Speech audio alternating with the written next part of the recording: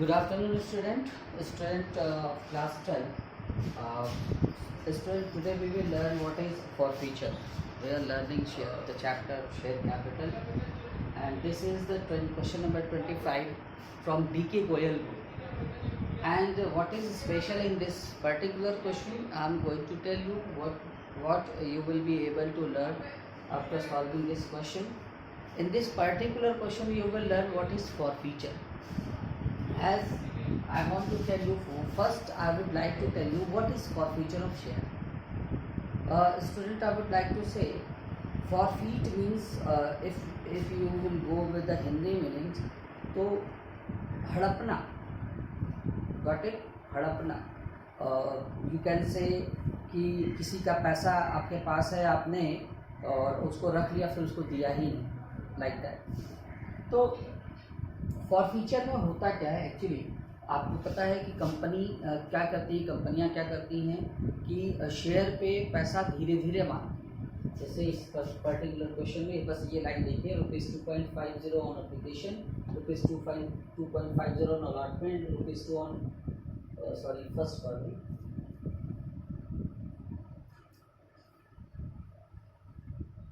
First call and ₹3 on final call. ठीक है. तो अब सपोज कीजिए कोई ऐसा कस्टमर है जिसने ₹2.50 एप्लीकेशन है, ₹2.50 अलॉटमेंट पे दे रखा है उसने. मतलब उस कस्टमर ने कंपनी को कितना पैसा दे दिया, 2.50 प्लस 2.50 मीन्स ₹5 दे चुका. और उसके बाद वो फर्स्ट कॉल और सेकंड कॉल का पैसा नहीं दे पाता है. तो कंपनी क्या करती है, उसको एक इंटीमेट देगी, एटलीस्ट 15 दिन की नोटिस देंगे, भैया कि आप अपना पैसा जमा कर दीजिए, फर्स्ट कॉल का जो बाकी है, सेकंड कॉल का जो बाकी है. तो अगर 15 दिन के अंदर वो कस्टमर पैसा नहीं दे पाता, तो भाई कंपनियां शेयर क्यों इशू करती हैं? फंड इकट्ठा करने के लिए. पता चला कि हमने शेयर भी इशू कर दिया, अगर ऐसे सारे कस्टमर मिल जाए तो उसको जितना उसने शेयर इशू किया उस कंपनी ने, उसका आधा ही पैसा मिल पाएगा. ठीक है. तो क्योंकि एप्लीकेशन और अलॉटमेंट के नाम पर मिला के ₹5 हो गए. तो क्या होता है कि कंपनी के पास राइट होता है कि अगर कोई कस्टमर जिसने एप्लीकेशन का पैसा या अलॉटमेंट का दे रखा है, फिर भी आगे का पैसा नहीं दे पा रहा है, तो ऐसे कस्टमर्स के शेयर को फॉरफीट कर लिया जाता है. फॉरफीट करने का मतलब प्रैक्टिकली इन द सेंस, मतलब इसका जो ₹5 है इस कस्टमर ने दे रखा था कंपनी को एप्लीकेशन और अलॉटमेंट के नाम पर, उस पैसे को वो कंपनी अब अपने पास रख ले. क्या कर लेगी वो कंपनी अपने पास, ये जो कंपनी को ₹2.5 और 2.50 मिला, वो अपने पास रखी रह जाएगी. Okay students, first of all I am going to recite the questions. Just pay attention and just try to understand what the question says. Okay, here is given X Limited was registered with 2 lakh shares of ₹10 each. Remember it, 2 lakh shares of ₹10 each. If you will multiply it to get the authorized capital in rupees, it will be 2 crore. Okay, sorry, 20 lakh. 2 lakh into 10, 10 will be added, 20 lakh it will be. It purchased assets of Y Limited for ₹3 lakh. 3 lakh, it is 3 lakh, not 3 lakh shares. 3 lakh, and issued fully paid share for purchase consideration. Full stop is here. Okay. Now you have learned what is. You have already learned what is purchase consideration. Okay. Purchase consideration क्या है? जब आप किसी company का किसी से भी assets खरीदती है और उसके बदले पैसा नहीं देती, अपनी कंपनी का शेयर इशू कर देती है. प्रीवियस क्वेश्चन में मैंने सिखाया है परचेज कंसिडरेशन में. तो फिर आगे क्या दिया इस क्वेश्चन में, it also invited application for 1,20,000 shares. 1,20,000 shares. देखिए यहाँ पर नंबर ऑफ शेयर की बात करें, 1,20,000 शेयर्स पेबल एज एन, जो कि कुछ इस तरीके से जिसका पेमेंट करना था. ₹2.50 on application, ₹2.50 on allotment, ₹2 on first call, ₹3 on final call. अब देखिए एक जो क्वेश्चन है, सरकार है, कोई customer means shareholder who was allotted 400 shares failed to pay the final call.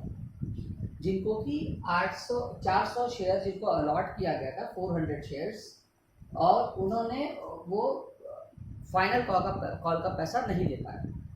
his shares were forfeited and reissued at rupees 8.50 per share as fully paid up. तो देखिए उन्होंने क्या किया, एप्लीकेशन का पैसा दिया, अलॉटमेंट का पैसा दिया, फर्स्ट कॉल का पैसा दिया, but he was fail to pay the final call, लेकिन फाइनल कॉल का पैसा नहीं दे पाए किसी भी कारण से। तो ऐसे कंडीशन में क्या करेगी कंपनी को बल हमने आपको शुरू में बताया, कंपनी के पास राइट होती है इस चीज़ की। राइट क्या राइट होता है, कंपनी चाहे तो उनका शेयर फॉरफीट कर देती है, लेकिन उससे पहले इंटीमेट ज़रूर करती है customers practically by the way. तो अब देखिए इस क्वेश्चन में हम क्या सीखेंगे, एक तो जो नई चीज़ सीखेंगे वो है forfeiture and re issue of share, और दूसरी एक जो चीज़ है परचेज कंसिडरेशन, जो आप पहले से ही जानते हैं। तो हम परचेज कंसिडरेशन को देखिए एक बार एक क्वेश्चन को और समझा दें। ये दिया है परचेज कंसिडरेशन ₹3 लाख, और इन्होंने जो it also invited application for 1,20,000 shares. तो अगर 3 लाख रुपीज़ में है, अगर इसको नंबर ऑफ शेयर देखेंगे तो 30,000 हो जाएगा, मीन्स 30,000 शेयर ये, 1,20,000 शेयर ये। ओवरऑल कंपनी कितना शेयर इशू कर रही है, 1,50,000, जबकि कंपनी का शेयर कितना है, 2 लाख है, याद रखिएगा। Means authorise capital 2 lakh and issued capital will be 1,50,000। तो सबसे पहले परचेज कंसीडरेशन, जो कि बहुत ईजी है, आप चाहें तो एक एंट्री पास कर सकते हैं। देखिए वो क्या हो जाएगा, कंपनी के पास मैं फॉर्मेट नहीं खींच रहा हूँ, assets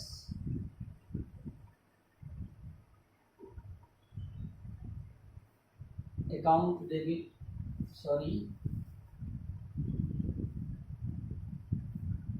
to share capital, assets account debit to share capital, amount कितना हो जाएगा, 3 लाख।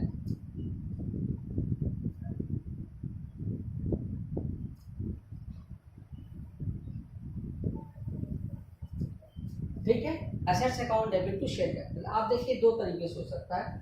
उन्होंने ये कंपनी ने एक्स लिमिटेड में किससे खरीदा था ये एसेट्स, ऑफ वाई लिमिटेड। तो ये ऐसे भी एंट्री हो सकती है, assets account debit to Y limited, ठीक है। फिर वाई लिमिटेड को डेबिट करते हैं, Y limited account debit to share capital. तो Y limited credit, Y limited debit, तो बंद हो जाता, बचता क्या, assets account debit to share capital. ठीक है, परचेस कंसिडरेशन पिछले क्वेश्चन में बता चुके हैं, इसलिए शॉर्ट करके बता दिया, नहीं समझ में आता मैंने आपको अभी बता दिया, एक्सप्लेन कर दिया। ये हो गया क्लियर। अब it also invited application for 1,20,000 shares. अब ₹2.50 है एप्लीकेशन पर, तो 1,20,000 शेयर्स है, 1,20,000 शेयर्स मल्टीप्लाइड बाई 2 होगा तो 2,40,000, और 5 होगा तो 60,000, मीन्स 3 लाख होगा। आप कैलकुलेट कर लीजिएगा। तो क्या एंट्री हो जाएगी, बैंक अकाउंट डेबिट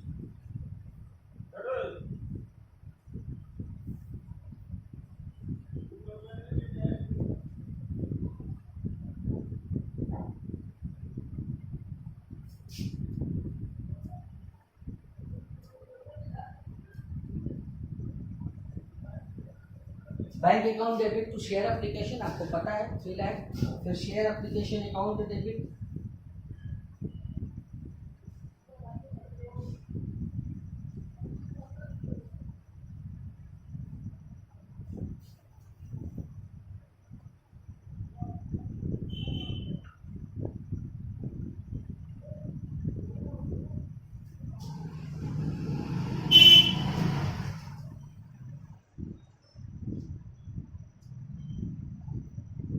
ठीक है। शेयर अलॉटमेंट का क्या होगा, पहले शेयर अलॉटमेंट के केस में क्या करते हैं, पहले ड्यू करते हैं, तो आप लिखेंगे शेयर अलॉटमेंट,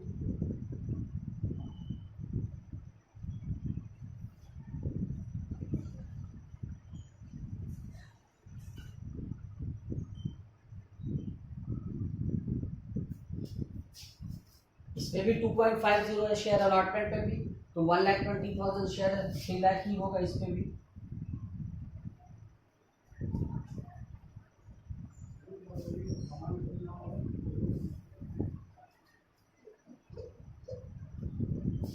फिर bank account debit to share allotment,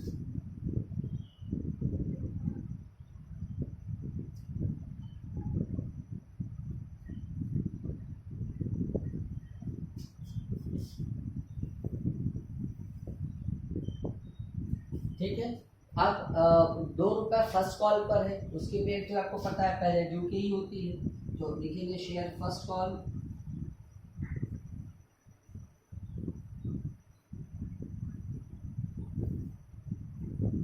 to share capital. Amount कितना हो जाएगा, 1,20,000 शेयर है, 2 रुपये का फर्स्ट कॉल पर है, इट विल बी 2,40,000।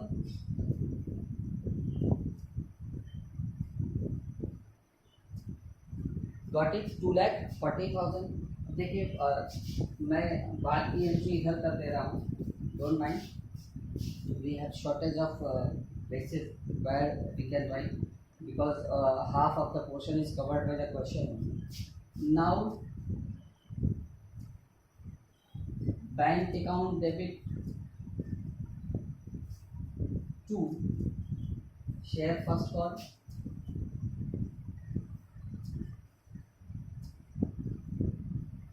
कितना हो जाएगा, 2,40,000।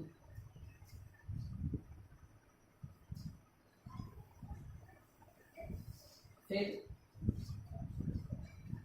Share second and final call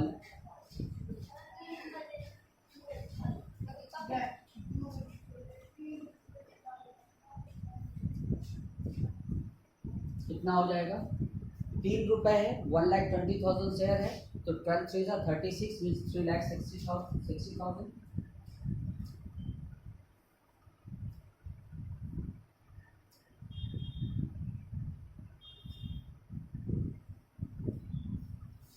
अभी क्या होगा, देखिए यही समझने वाली बात है, क्योंकि अभी तक के क्वेश्चन को आप जानते हैं, आपने क्वेश्चन अप टू 24 लगाया, it means you know very well what will be.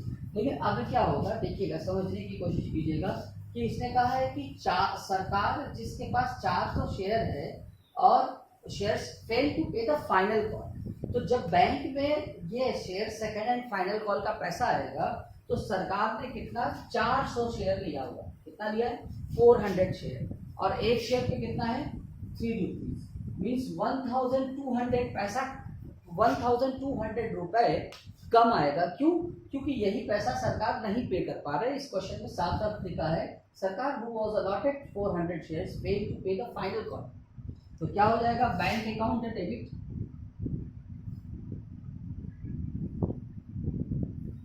To share second and final call. Bank में कितना पैसा आएगा भाई, 3,60,000, लेकिन 400 इंटू 3 1,200 कम कर दीजिए, तो 3,60,000 में तो 1,200 कम करेंगे तो हो जाएगा 3,58,800, 3,58,800, 3,58,800। इस बात को समझिए, ठीक है भाई, क्वेश्चन के हिसाब से इतना ही पैसा आएगा भी आपके पास, क्या है 3,58,800। लेकिन देखिए आप सोचेंगे कि share second and final call debit हुआ 3,60,000 से, लेकिन share second and final call credit हुआ 3,58,000। ठीक, अब आगे इस क्वेश्चन में ऐसा कहा है कि हिज शेयर्स वर फॉरफिटेड। अब देखिए हम समझने की कोशिश करेंगे फॉरफिटेड की एंट्री क्या होती है। फॉरफिटेड का मतलब हमने अभी आपको शुरू में बताया, फॉरफिटेड की एंट्री क्या होगी कि जितने रुपए को शेयर का फेस वैल्यू है ना, उतने रुपए से शेयर कैपिटल को डेबिट कर देंगे, जितना रुपए की मांगा जा चुका है। जैसे इस पर्टिकुलर जो सरकार है जिसने 400 शेयर खरीद रखा है, उससे कहाँ तक मांगा गया है, फाइनल कॉल तक का पैसा मांगा गया है। अगर कोई ऐसा कस्टमर होगा जिससे बस फर्स्ट कॉल तक का पैसा मांगा गया हो, उसके बाद उसके शेयर को फॉरफिट किया गया हो, तो बस फर्स्ट कॉल तक का ही पैसे से हम शेयर कैपिटल को डेबिट करेंगे। लेकिन इस पर्टिकुलर क्वेश्चन में पूरा सेकंड एंड फाइनल कॉल मांगी गई है, मतलब पूरा का पूरा शेयर का 10 रुपये मांगा जा चुका है, बस लास्ट वाला नहीं दे पाया। तो मांगा गया है ना, मांगी गई राशि जितना, जैसे फर्स्ट कॉल मांग लिया, सेकंड कॉल मांग लिया, तो जितना मांगा जा चुका है उतने रुपए से शेयर फर्स्ट कॉल को डेबिट करेंगे। तो कितना मांगा जा चुका, पूरे को पूरे 10 रुपये। 2.50 application, 2.50 allotment 5 rupees, rupees 2 on first call 7 rupees और rupees 3 on फाइनल कॉल, तो हो गए 10 रुपए। तो मांगा जा चुका उतने रुपए से शेयर कैपिटल को डेबिट कीजिए। याद रखिएगा शेयर कैपिटल को डेबिट करते हैं whole amount of asking money by the customer from the customer. Share capital account debit कितना होगा, 10 रुपए मांगा गया है, 400 शेयर है, 4000 रुपए। अब देखिए 2 कितना पैसा नहीं मिला, शेयर सेकंड एंड, आप ऐसे एंट्री स्टेटमेंट देखिए, share second and final call account debit 3,60,000 से, लेकिन क्रेडिट कितना है 3,58,800 से, मतलब 1,200 से शॉर्ट है। तो आप लिखिए शेयर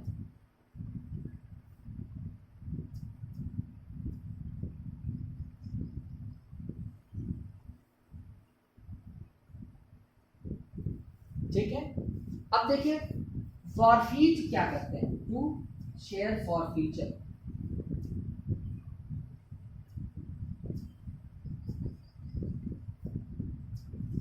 ठीक है। सो फॉरफीट किस अमाउंट को पैसा फॉरफीट करते हैं, जितना उस कस्टमर ने दे रखा है। आप ऑब्वियसली आप ऐसे समझिए, कंपनी कितना पैसा, कौन सा पैसा फॉरफीट करेगी, कौन सा पैसा हड़पेगी, जो पैसा उस कस्टमर से मिला हुआ है। कितना मिला है 2.50 ऑन एप्लीकेशन, 2.50 ऑन अलॉटमेंट और ₹2 ऑन फर्स्ट कॉल, मतलब 7 रुपए मिल चुका है। 400 शेयर है तो 7 4 28, 2 0 बढ़ा दीजिए 2800। देखिए शेयर फॉरफीचर की एक एंट्री, एक लाइन मैं बोलने जा रहा हूँ, पॉज करके लिख लीजिएगा, याद कर लीजिएगा। जितना पैसा शेयर पर मांगा जा चुका है उतने रुपए से शेयर कैपिटल को डेबिट किया जाता है, ठीक है। और फॉरफीट कौन सा पैसा करते हैं, जितना पैसा उस कस्टमर से लिया जा चुका है। इससे इस कस्टमर से कितना पैसा लिया जा चुका था, 2.50 एप्लीकेशन के नाम का, 2.50 अलॉटमेंट के नाम का, ₹2 ऑन फर्स्ट कॉल के नाम का, मतलब 7 रुपए लिया गया था, 400 शेयर था, 2800। इसका मतलब इस सरकार नाम के व्यक्ति ने इस कंपनी को कितना पैसा दे चुका था, इतना रुपए के हिसाब से 2800 दे चुका था। वही पैसा जो उसने दिया, जो पैसा उस कस्टमर ने दिया, वही पैसा हमने कंपनी ने हड़प दिया। अब आगे हम बात करते हैं इस कंपनी ने क्या किया, and re issued at ₹8.50 per share as fully paid up. इसको फिर से री इशू कर रहे हैं, क्योंकि भाई अब 400 शेयर तो उनका हड़प लिए, मतलब कंपनी का शेयर बिका नहीं, उसके पास आ गया, तो उसको री इशू किया जाएगा। री इशू कितने का किया जा रहा है, अब फुल्ली पेड अप पे, मतलब आप डायरेक्ट ऐसे लिख सकते हैं, जैसे इसको लिखते हैं बैंक अकाउंट डेबिट, एक बार में पूरा का पूरा पैसा मिल गया to share capital direct, bank account debit to share capital, ठीक है। अब देखिए 400 शेयर है और री इश्यू जो किया जा रहा है वो 8.50 पे किया जा रहा है, ठीक है। तो कितना हो जाएगा 400, 4 5 22 0 2 कैरी, 4 8 32 और 2 34, 2 0 ये वाला बढ़ा दिए, मीन्स 3400। कितना आ जाएगा, एक शेयर पर 1.50 का लॉस हो रहा है, तो 400 शेयर पर 600 रुपए का लॉस होगा। लेकिन जब री इशू करते हैं, अगर फॉरफीट किया गया शेयर को री इशू करते हैं, तो देखिए री इशू एट पर नहीं है, री इशू एट डिस्काउंट है। शेयर की फेस वैल्यू तो 10 रुपए है, लेकिन जो री इशू किया जा रहा है वो 8.50 है, तो 1.50 का एक शेयर पर लॉस है। तो इस लॉस को इस फॉरफीटेड मनी से एडजस्ट किया जाएगा। क्या किया जाएगा, एडजस्ट किया जाएगा।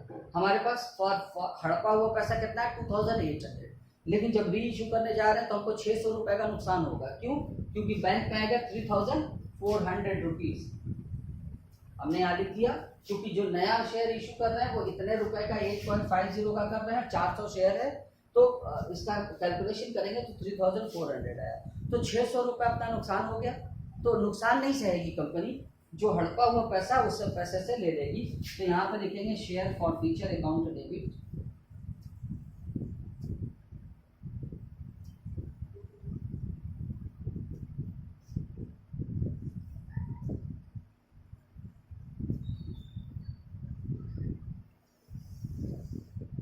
देखिए bank account debit, share for future account debit to share capital. Share capital में पूरा का पूरा 4000 गया। क्यों? 400 रुपए का शेयर था, 10 रुपए 400 शेयर था, 10 रुपए का एक था, 4000 शेयर कैपिटल में गया। लेकिन जो पैसा बैंक में कम आया उस पैसे को, जो हड़पा हुआ पैसा था उसमें से ले लिया गया।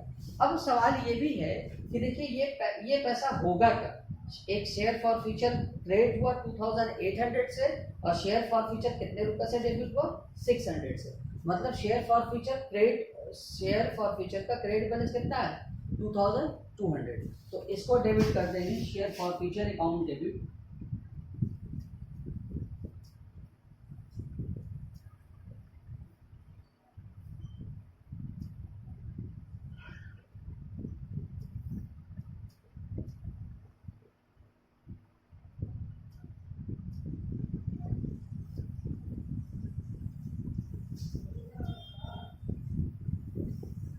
एक्चुअली इट्स अ रूल कि अगर आप वो करते हैं, एक सेकंड, हाँ, अगर आप फॉरफीट करते हैं तो फॉरफीट का पैसा जितना यूज हो सके बाकी का पैसा कैपिटल रिजर्व में ट्रांसफर कर दिया जाता है। फॉरफीचर के नाम का कोई अकाउंट नहीं दिखता है, उसको कैपिटल रिजर्व में ट्रांसफर कर दिया। तो क्या हो गया? जितना कितना 2800 से शेयर फॉर फ्यूचर क्रेडिट हुआ था और डेबिट कितने से हुआ? 600 से हुआ। तो बचा कितना? 2200। Got it? आई थिंक आप लोगों को ये क्वेश्चन समझ में आया होगा। अगर कोई बात ऐसी है जो आपको नहीं समझ में आती है, अगर कोई दिक्कत हुई है, तो आप मोस्ट वेलकम, आप हमसे पूछ सकते हैं।